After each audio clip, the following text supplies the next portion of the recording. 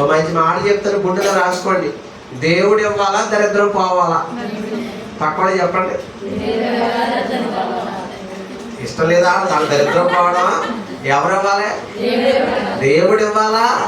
అంతే, మన కష్టమేం కాదు. మొన్నసారి చదివించాను మీకు నేను. ఏండి, ఐశ్వర్యమును ఆశీర్వాదం ఇచ్చేవాడు యెహోవాయే, నరుల కష్టము చేత అది ఎక్కువ అవదని సామెతల గ్రంథం చదవాలి కదా. 10-20 అనుకుంటా అమ్మా, అంతేనా? మాట్లాడలేదు మీరు చదవండి. ఆ మాట కూడా 10-22 చదవండి. సామెతల గ్రంథం 10-22. ఆశీర్వాదం ఎవరు ఇవ్వాలంటే అమ్మా చెప్పాలి, యెహోవా ఇవ్వాలి. ఈ గవర్నమెంట్ వాళ్ళు ఇస్తే ఏమి ఇస్తారండి? డాక్టర్ ఇచ్చినట్టు ఇస్తారు, మళ్ళీ నెలగా నడుచుకుంటారా? ఆ ఇచ్చిన రోజంతా బాగానే ఉంటుంది. 50,000 ఇచ్చిన 60,000 ఇచ్చినా తీసుకున్నప్పుడు చెప్పలేండి మీరు. డ్వాక్రా బాధితులని మీ అందరూ తీసుకున్న 2 రోజులు బాగా ఉంటుంది, కానీ నెల వచ్చినప్పటికి మాత్రం టెన్షన్.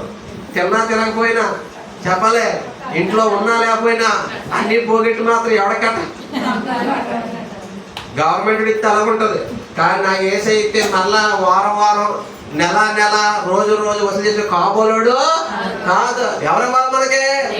అదే చెప్పాడు, యెహోవా ఆశీర్వాదము ఐశ్వర్యం ఇచ్చును. 10-22 సామెతల్లో దేవుడు ఇవ్వాలి కాదు బాబు.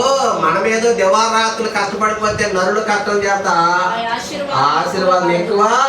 చెప్పండి మీ ఇంట్లో వాడికి, ఈ వచనం చూపించండి బాబు. ఆశీర్వాదం ఎవరు ఇవ్వాలి? ఐశ్వర్యం ఎవరు ఇవ్వాలి? సంపద ఎవరు ఇవ్వాలి? దేవుడు ఇవ్వాలి.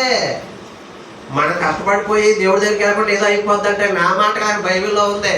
నరుల కష్టం చేత అది ఎక్కువేమీ అవదు. అది చెప్తున్నాను.